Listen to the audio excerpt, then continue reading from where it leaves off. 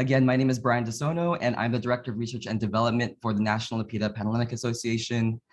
This past May, for Asian Pacific Islander Desi American Heritage Month, NAPA Chair Bilal and I have been able to present some initial work on archiving Asian American Greek letter organizations and decolonial praxis at the National Archives Conference for Fraternities and Sororities. And since then, we've been in communication with our guests, Ellen and Sarah, who are here in the Zoom room today, to discuss opportunities for elevating the archival work of our fellow NAPA organizations.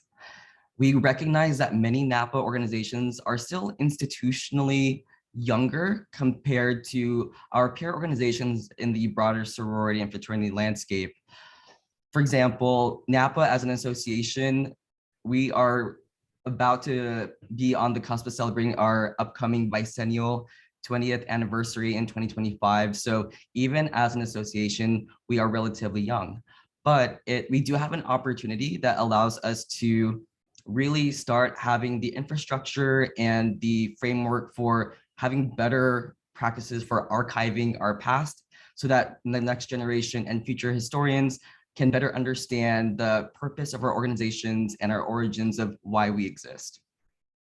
Over the next hour, I'm going to be really excited to moderate this session, this presentation with our friends Ellen Swain and Sarah Harris from the University of Illinois Archives.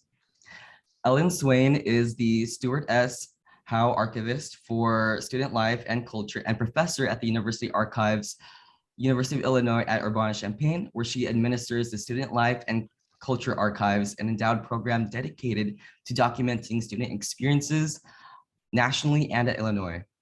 She holds a Bachelor of Arts from Earlham College in American History from Indiana University and a Master of Science in Information Science from the University of Illinois.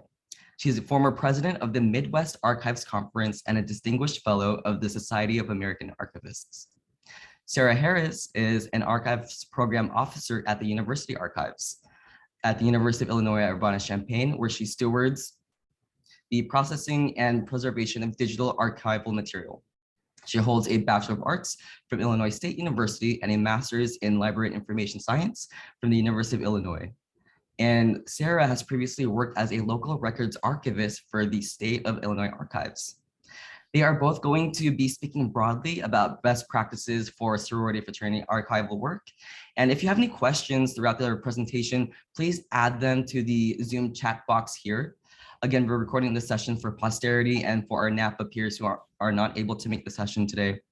And without further ado, let's please give a warm welcome to our speakers and continue to think of the annual meeting's theme of empower and inspire throughout their talk and our subsequent Q&A discussion. Without further ado, I'm going to now have our speakers begin their presentation. Okay, I'm going to start sharing my screen. Hi, everybody. I'm Sarah. Let's get this going. And can everybody see that okay? Awesome.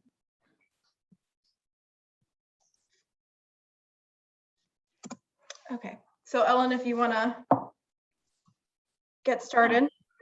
Yeah.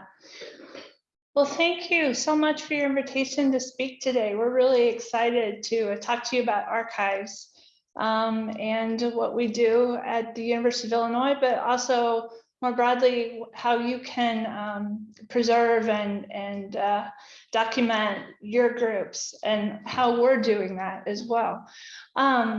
So I wanted to start off and talk just a little bit about the University Archives, just to give you some background. We're coming up on our 60th anniversary in 2023. We are kind of unique in that we document the University of Illinois at Champaign-Urbana, but we also have contract archives with a number of different outside groups and have areas of specialty beyond just University of Illinois records. And these include the Sousa Archives and Center for American Music, American Library Association. We have outside agricultural, national archives, science, And student life and culture is one of those, and that's the program that I administer and what we're going to talk about today. But I have here the Archives Research Center where the Student Life and Culture operates from. You can see we're in 3 different locations. The University Archives, we're all one operation. University Archives is a second location, and then the Sousa Archives I just mentioned is in the band building. So you're kind of getting a virtual tour here. And Sarah's going to control the slides just because we thought it would be a little more seamless to do that way. So if you want to go to the next slide, Sarah. Of course. So here's some scenes from the Archives Research Center. What's kind of interesting about our location is that we're in the old horticulture field lab, which was built in 1921. So it kind of gives us I mean, I like it. It's really an old building and it has a lot of character. And we've modified it really to our use. In the center of the building is a 3-story vault where they used to process apples because there was an apple orchard next door, next to the Hort Field Lab. And in the 1990s, when that Student Life and Culture program started, they gave us this space and we converted that into temperature controlled storage for our records. And then only about 3 or 4 years ago, our preservation librarian got a grant and we upgraded that even more. So we have, you can see here in the right part of the screen, 3 of our students at the time in our vault. And all 3 of those students are now archivists at different institutions across the country, in Michigan, in St. Louis, and in Washington State. But just wanted to give you an idea of kind of where we were operating from. So if you want to go to the next slide. Having said all that, the library has big plans to build an archives and special collections building in 2024. Whoops. And so what they're going to do is take our undergraduate library and convert it into a building for us. And to the right is kind of a visualization of what it might look like. I think it probably is. There'll be many iterations before we get to what it actually looks like. But so this will be, we will keep the vault in our current location, but they will build a state-of-the-art vault in the lower level of this facility, and all of our reference services, so our staff will come together and should streamline things and really be kind of an exciting time for all of us in the archives and in the special collections. So that's just all kind of background. I'm going to talk about the Student Life and Culture Archives next. So this is a special, unique program that was started in 1989 with monies from Stuart Howe, who's an alumnus of the university, and ran a public relations service for fraternities and sororities across the country. And he had an interest in documenting fraternity and sorority life. And our university at the time, university archivist at the time, really wanted him to broaden that, not just to be focused on fraternities and sororities, but student life, all aspects of it. So what is developed is that we have a national focus on Greek life across the country, and a U of I student focus on all aspects. And so if you want to go to the next slide. So just to briefly mention U of I student life, we document Greek groups, registered student organizations, non-registered student organizations, political action, music, theater, sports, clubs in the different disciplines. One of more recent acquisition was the Star Wars Club records. So just a wide variety of student life on campus. And in working with students, I've had a student advisory committee that I've met with once a month to talk about best ways to reach out to students. We've gone to events like our Quad Day, which is a beginning of the year registered student organization event, and done presentations and hosted groups in the archives. They've held their meetings in the archives, and we've talked about what we do and how we can help them with their records.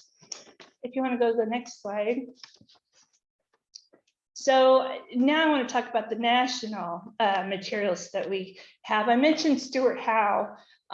His collection is really kind of the centerpiece. He, as I said, created all of these publications and journals and all the PR stuff that fraternities and sororities want. So these are part of this collection. But if you want to go to the next page, Tara. This is a listing of the components of the Stuart Howe collection. Since we've had the collection, he died in 1973, we've added to that. And so I'm always asking fraternities and sororities to send us their histories, anything you produce publication wise, flyers, anything along those lines, and we add that to this publication series. The materials are around 450 cubic feet at this point, and 1 cubic foot is one of the boxes you see on the shelf there. So you can get an idea that it's really a large collection, and it's the most used material I think that we have on the national materials. So if you would be interested in doing that, we would love to, and we would be happy to take digital materials through a box account. We can set that up and would work well. So if you want to go to the next slide. We also have archives of national groups, and we have NAPA's archives here, and I've been working with Brian and Bilal and talking about what we can do for NAPA. So these are a few of the ones that we have.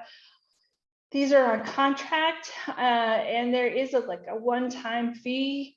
Although I have been talking to our library folks to see if we can work around that moving forward on some of this documentation. And the group continues to own the materials, but we provide the archival services and in negotiation with the group, make the records available so the public can do research and use the materials. You want to go to the next slide. So that's kind of all the a brief background on what we have and kind of what we do. I wanted to talk a little bit about the records themselves. And so this is a guideline that we give to groups about the types of records of historical value that are of long-term interest. We have deemed of long-term interest, but that would be valuable in documenting what a group is doing. So you can read through those. They're pretty obvious, any founding documents, minutes and reports, your membership, any kind of writings about the history that have been done for your group or that your group has done, publications, publicity materials, so on, scrapbooks, AV materials. The items that we don't save, and these are more analog and somewhat outdated. I don't know if people have canceled checks and bank statements that are they would think of sending anyway now. We usually keep a couple of one or two duplicates of a publication or something, just to ensure that maybe we want to use it for an exhibit, and just ensures that there are a couple there just for safe security. Plaques and trophies, if we took all the plaques and trophies from groups on campus, that would be all that we would have. It would just be overwhelming. What I have done to document that, though, and the information on those items are to take a photograph of the plaque and save that, or keep one example. I know in our union we had student group boards that had all of the names of the students in that group from the different years, and I just took camera shots of all of those and just saved a couple of them. So anyway, yeah, if you want to go to the next slide. And then this is tips for preserving your group's history, which falls in line with the types of records that are important, of course. And I typically use this with student groups on campus here, but it is relevant to anyone. Be careful where your records are stored, transferring to the archives. Like I say, this is largely for student groups and such, but yeah, let's go to the next one. So the way we receive materials usually, and now Sarah's going to talk about digital records. I'm talking more about physical analog materials. Usually groups will send them to us FedEx through the mail, or if they're local, they'll bring them in. They usually come in boxes. Usually they're not organized, or lots of times we can't discern an organization. But if we work with the group in advance, sometimes we can get that worked out, and we do have their organization we have that starting out. So what we do is what we call process the material. We'll put them in acid-free folders, title the folders, acid-free boxes. You can see the boxes on the shelf here. There are a couple of companies, if you're interested in obtaining supplies like that, we can give you. I think we order a lot of time from a company called Metal Edge. And then they're stored in our temperature controlled, humidity controlled vault. You want to keep records in a dry area out of sunlight so it won't fade material. In a relative humidity of 50% or so. Our vault is at 60 degrees, which is a little cold for people, but records really like cold storage. We keep things in the order that we receive them, because the order of materials can tell you something about how that organization works. Like I say, lots of times we get materials that are in no order. And so we have to kind of impose an alphabetical order or a chronological order. But that's one of the guiding principles of archives. And also we keep materials together from one group. So we're not going to, NAPA's archives will all be arranged, described, put into a series together. We would never take pieces of NAPA's archives and put them with something else on the same subject, that kind of thing, because the context is really critical to understanding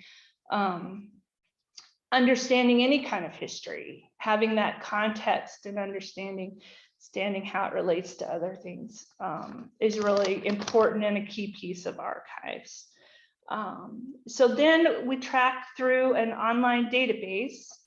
I think if you go to the next slide, this is really small. I'm sorry. I know Sarah's going to show you some things, and hopefully it'll make sense there. And she has them on a larger screen. But at the very top is our searchable database. You see a keyword box there. You can type something in.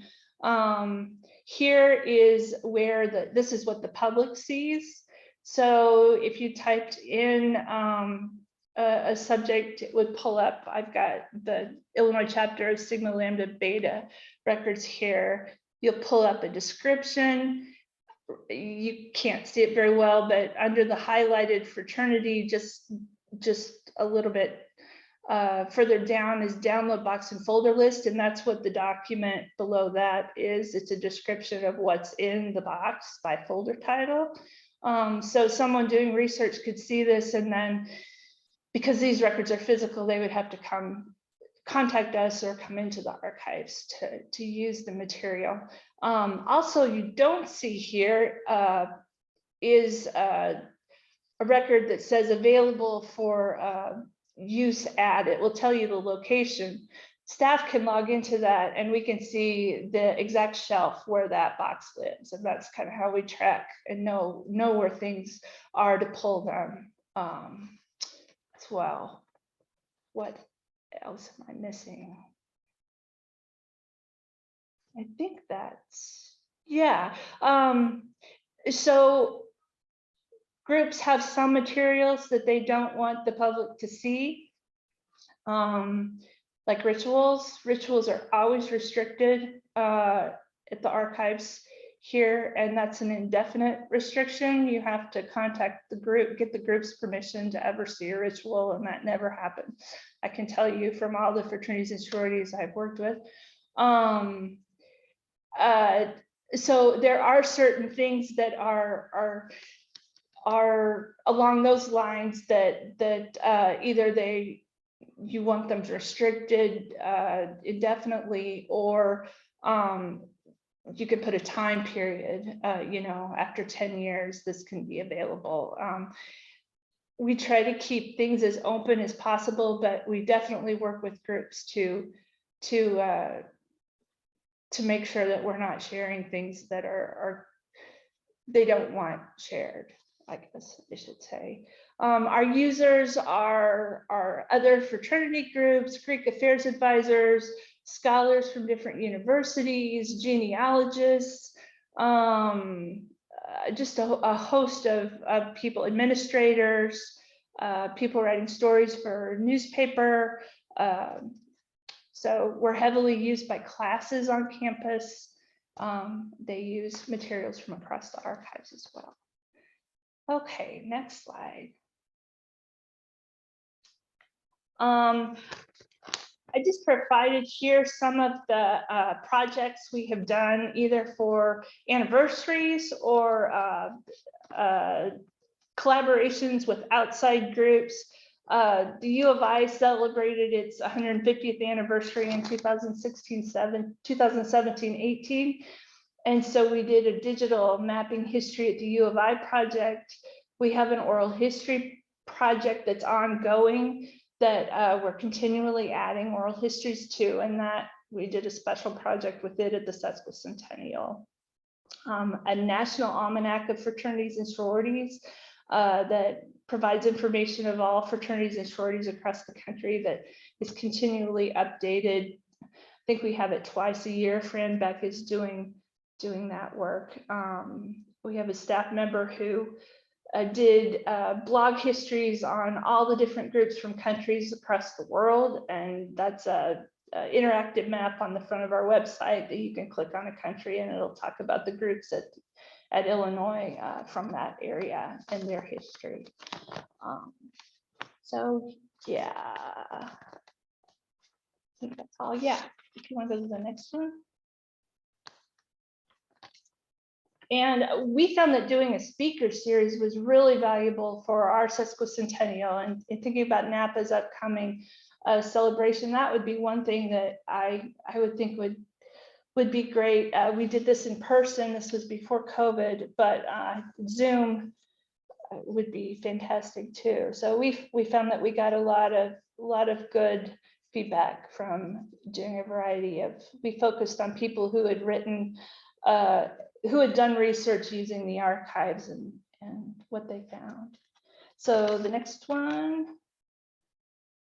tons of exhibits. We do exhibits for national groups that we hold archives for. We do exhibits for student groups at their events as well.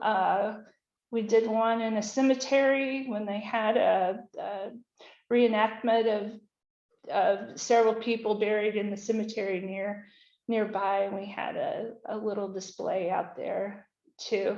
Had people portraying people who were buried in the cemetery. It's like a cemetery walk. Okay, and then the next slide. So I am borrowing this information from Norlene Young, who's the Kappa Alpha Theta archivist, who I've worked with closely on a fraternity conference that Brian mentioned at the beginning.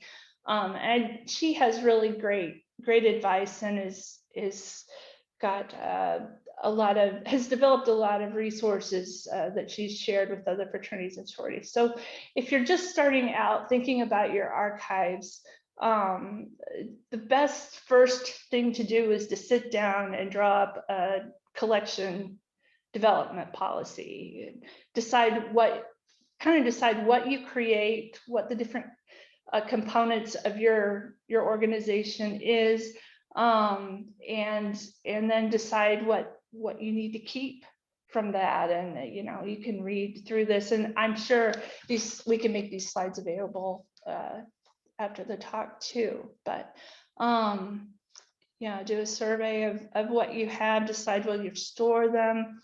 If you want to go to the next slide, Sarah. A key piece, since your groups are young compared to Kappa Alpha Theta, that you have founders that are still living, and oral histories will be a fantastic way to capture that early history. And I've heard her say that many times, that she's so jealous because she would love to interview the founders of her organization. But that's a real opportunity to document your history now. She's also got a website that's really great there. I've got that has some links to different resources that are good.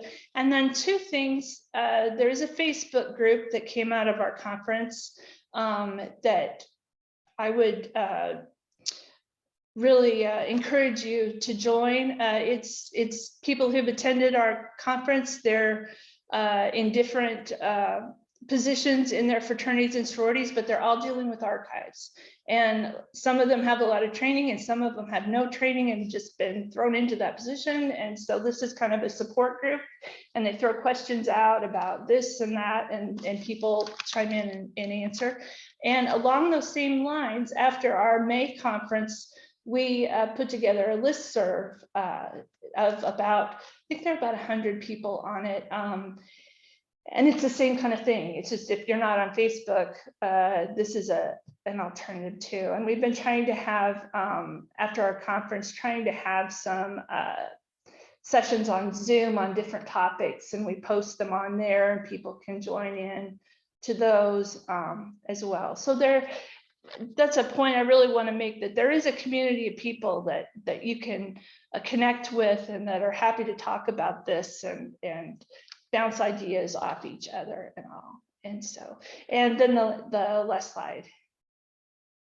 And this is about the conference. We had it at Champaign-Urbana up until last year. And last year we did it on Zoom, and it worked out really well, and was more double the attendance too, because people didn't have to travel. And so we'll be doing that into the future. So definitely encourage you to take advantage of some of those resources too.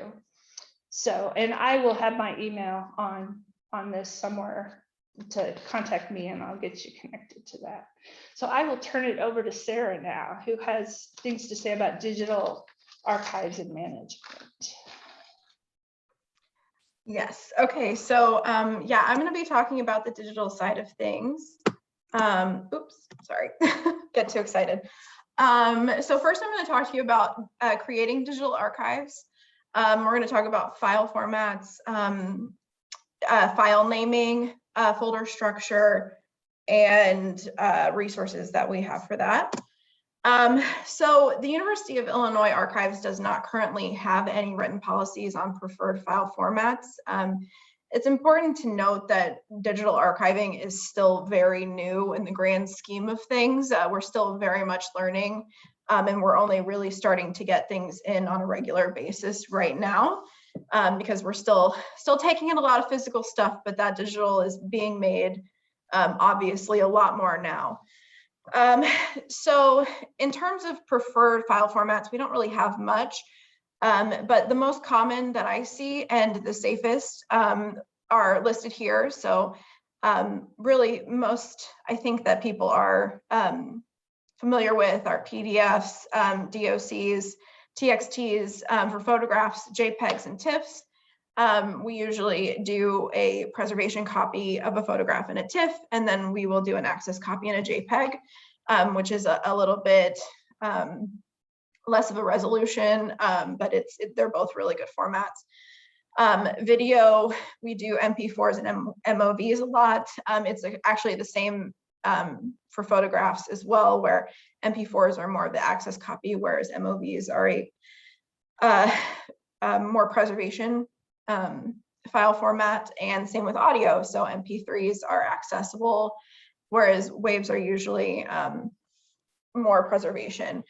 All of these are really great, especially because they're used so often. They are more sustainable and probably least likely to become obsolete, which is, always a fight in digital stuff.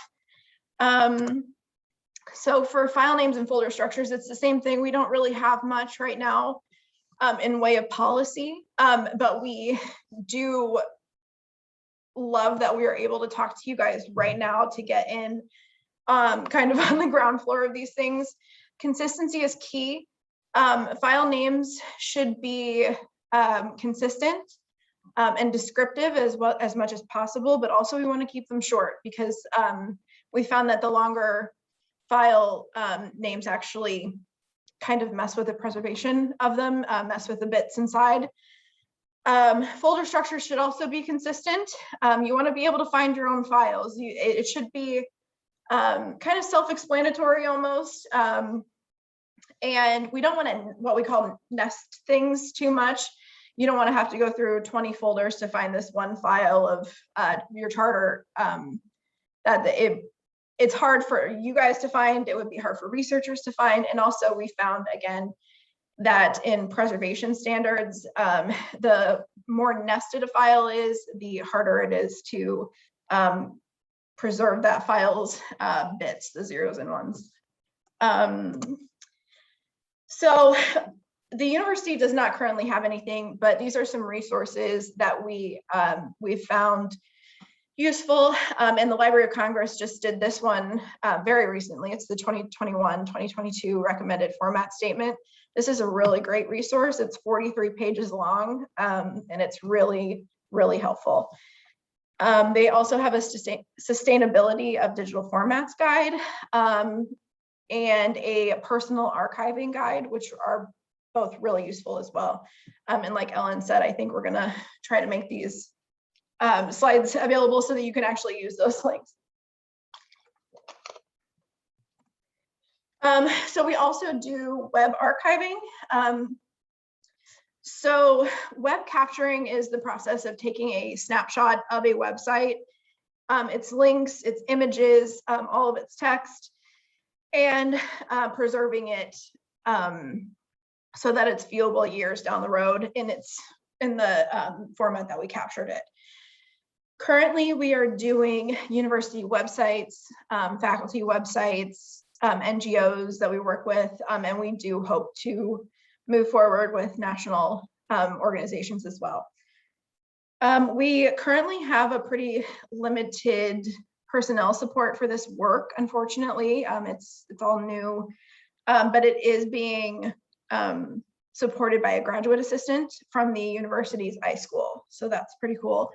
And we do use Archivit, which is the same software that the Wayback Machine uses. So I'm sure a lot of you have used the Wayback for fun or for research, both. So we actually were able to do a quick test crawl of your guys' website, which is really cool. So this is what the background of Archivit looks like. You can see a lot of information on megabytes that we were able to capture for this one day. You can see it's finished, all that good stuff.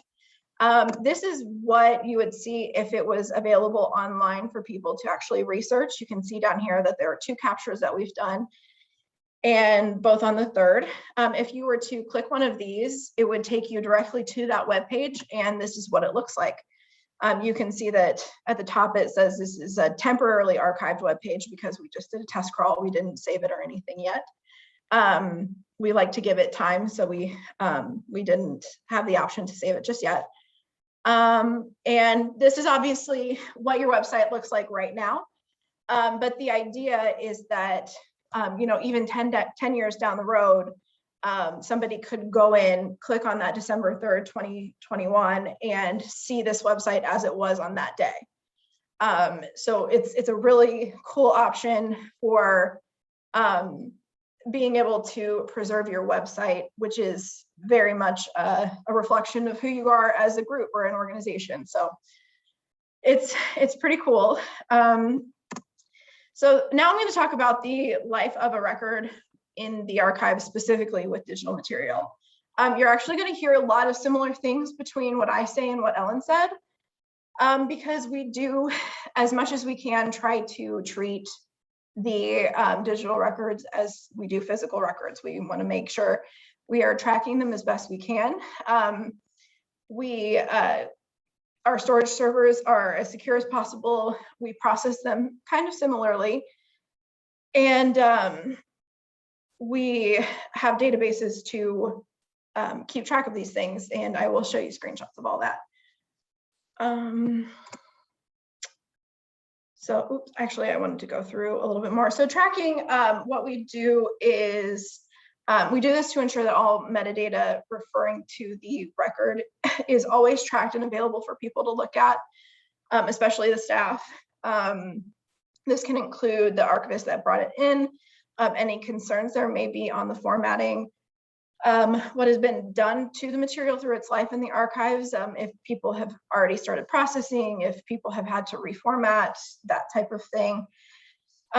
When we are placing on storage servers, we are putting it on a storage server that is not accessible to anyone except for staff at that moment, because it hasn't been processed. It's not available for researchers to look at just yet. And we make sure that that storage server is as secure as possible, both in terms of people being able to see it, and also so that it doesn't, you know, crash and we lose everything. We have multiple backups. We have a very secure space for that stuff to sit. If the material comes to us on a physical format, such as a zip disk, a CD, floppy disk, hard drives, that kind of thing, we loop in our digital preservation unit, which is separate from the archives, to ensure that the information on that is taken off safely and that we don't lose anything, and we also don't lose metadata or bits or anything like that. So then we process it and we make it accessible through our database. So what is processing? Ellen kind of already went through this, but we want to ensure accessibility. That's my biggest thing with digital material. If it's sitting on a storage server where no one can use it, it doesn't exist to anybody except for me, and I just get to sit and look at it. So we have to organize that material. We do this so that reference staff can assist researchers when they need help, and we do this for researchers when they are able to look at it through our digital library, which I will go through in a minute. And this is where that consistent file naming and folder structure comes in handy for us, because when I'm organizing this material, the goal is to keep it in the original order, just like Ellen talked about. It's the same thing with digital material. The way a group or organization organizes their folders is just as important to me and just as telling as the actual content of the material, because it shows the way your organization worked. It shows the structure, it shows the way you guys thought about things, what was important to you. And I think it's really cool and really important. And by ensuring that all of this is done correctly, we're continuing the research. Even 50 years down the road, that's the ideal, right? To make sure that people can learn about your organization no matter what. So part of this organizing is to give the material the correct designations. This is similar to what Ellen was talking about with restrictions, stuff like that. We have that ability in digital as well.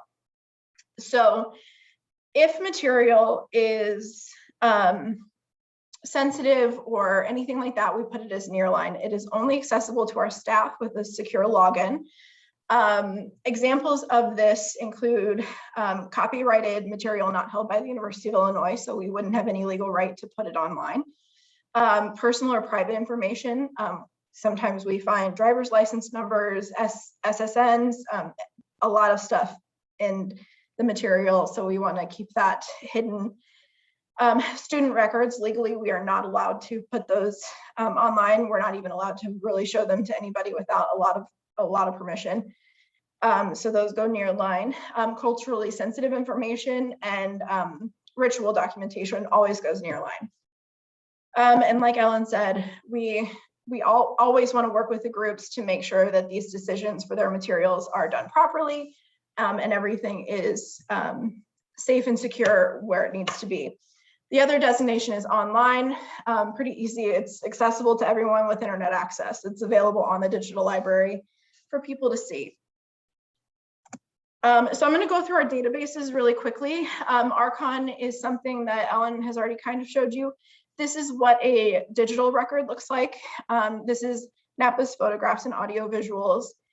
I will say that NAPA's material is already nearline right now because we are working with you guys to make sure that we don't put anything on there that we don't want online. So that's currently in process. So you won't see anything available just yet. But you will see the title of the material. You'll see a short description of what we have. You'll also see that Medusa link that is specifically for staff. If any of you were to click on that, you would not be able to get in. You'll also see physical descriptions, formats, and megabytes or gigabytes. Yeah. So then we have Medusa. Medusa is something that would not be accessible to you, but I'm showing you a little background information on it. It's a digital preservation, storage, and management system that is focused on digitized and born digital books, manuscripts, photographs, audiovisual materials, scholarly publications, all kinds of stuff throughout the library, special collections, general collections, and institutional repositories. So Medusa is extremely secure. We have multiple backups that fit the general digital standards. And we also have a backup on Amazon Cloud. So it's pretty safe. And then this is what the digital library looks like. Obviously, I said that we did not have anything online for you guys just yet. So I just pulled the Asian American Cultural Center publications right here for you guys to look at. This is what the digital library looks like when you click that link from Archon. And from here, you would click this Browse Collections button, and you would be able to see the files within that collection. And it also gives the description as well here. So once it's processed, we write that description in Archon, we ingest into Medusa, and then if that material is online, we import it into the digital library. So how do researchers access the material? As I said before, if that link is available, this is, again, is the Asian American Cultural Center publications. You will see that digital library link right at the top of that record. And then you will see the description and everything there. You would be able to click that link and it would take you right to that first page and then into the Browse the Collections. If that material does not have a digital library link, but it only has a Medusa link, you would email us at illiarch@illinois.edu. We have an incredible reference staff here who are going to be more than happy to help you out, get you those records, and help you do as much research as possible. And that's all I have. I know that we kind of wanted to talk about the day-to-day life of an archivist and then go into questions if we have time. Oof, we're actually pretty close right now. So Ellen, I don't know if you want to go through your day-to-day or if we should just open up to questions. I'm not sure. What do you think? You're muted. Sorry. It's okay. Well, we were just, that was one of the questions that Brian sent us in advance of the presentation. And so I guess just quickly, I would say that my favorite part about being an archivist is that I'm always doing different things every day. There's so many different activities involved in archives. People sometimes describe archives as this dark place in the basement that people who aren't socially adjusted, work, and that's not at all what it is. The archives here is just a vibrant, really special place. I deal with donors on some days. I talk to student groups. I process interesting collections that come in. I'm able to just do a host. There is some administrative stuff that's not as fun, but answer reference questions, work with really cool students. It's just a really neat profession. And if you're interested in being an archivist and want to talk about that, I'm happy to talk to you about that and in length. So I'll turn it over to Sarah. I think, yeah, I completely agree. And same with me. If you are interested in the digital archivist side of things, I am more than willing to talk with you all the way through it. So, but yeah, I would agree. Everything that Ellen said is true. I went into this hoping for a position where I would just sit in a dark basement and work on my material. But that's not who we are. If you were to walk into the archives, you would be greeted by about 4 different people wanting to help you and ready to go. We love to see people find what they're looking for. That is the best part of anything, is when people are like, this is the thing, this is the answer, this is what's going to get us to the next step of our research. So every day is a new thing. I could go through all of this PowerPoint and then go into a day that the digital material looks nothing like what I just showed you. So it's just a completely different thing. So yeah, it's a really cool profession for sure. Wonderful. Thank you both so much. We do have one other question that we wanted to ask you both. But we'll first start off with Nora's question in the chat. Nora says, it's hard to figure out how many versions to keep of things, how to store like duplications in other places. So her question is, how do we know we are doing a good job when technically we won't know until years after us when someone wants to use the archives we create? Is there any good practice or any good places to find minimum information that's suggested to collect?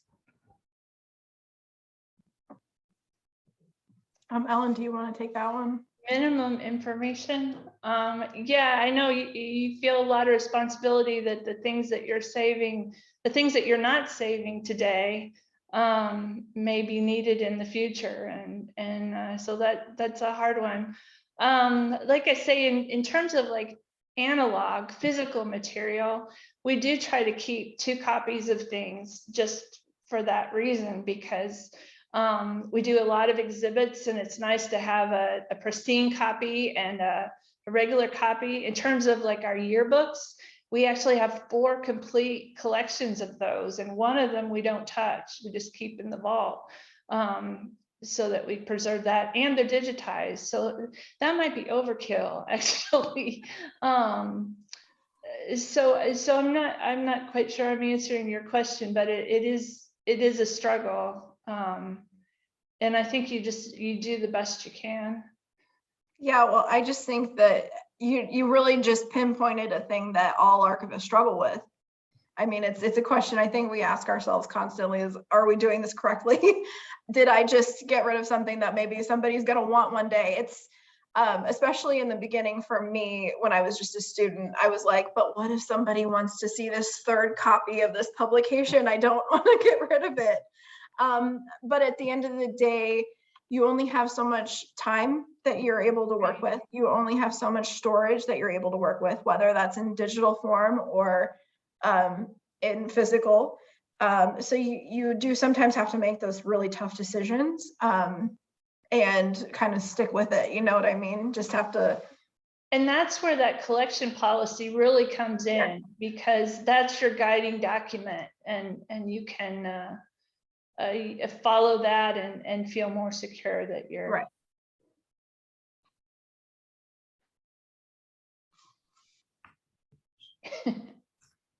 Wonderful. We do have another question that we wanted to ask our speakers.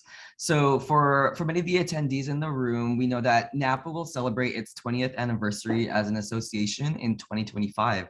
So for our speakers, we wanted to ask, what are ways other councils or organizations have either accessed or utilized their archives to celebrate these milestone moments? Yeah, so we deal with celebrations really quite frequently, both with the chapters and the Illinois folks and the national folks, and Illinois people. Hillel is celebrating their 100th anniversary on campus, and so we're going to work with them on doing some oral histories and some public programming. Like I mentioned, the speaker series, and we do physical exhibits. We've got a traveling exhibit case that we take to events, and usually we try to fill it with duplicates and all, and that goes to an event or something. And those are really, anytime you can connect people with their historical material, it's really meaningful, and all. I know another group, we provided a lot of social media content for them. They did a lot of historical, this day in history stuff, but also the just posts on different topics related to their history and old photos and all. And we provided all of that from the archives here. They gave us a list of types of things that they wanted. What else have we done? We've given programs on the history of groups. There's just endless things I think that you could do, and that we've worked with groups who've done. They've done publications. We've worked on a lot of publications with anniversaries, those types of things. Wonderful. Well, it looks like we are coming toward the end of this session. If our attendees can please give our speakers a warm round of applause for their insights today. This has been such a great refresher on, for me, history in general and how we can preserve it. Fraternities for Our Life, we care about history. We have roles in local chapters that focus on the historian development or the historian experience, and we're really glad to have our speakers with us today. So thank you both, Ellen and Sarah, for spending your Saturday with us, and we are excited to continue our partnership with you all in the years to come. Great. Thank Awesome. you. Thank you guys so much for having us. We loved it. Awesome.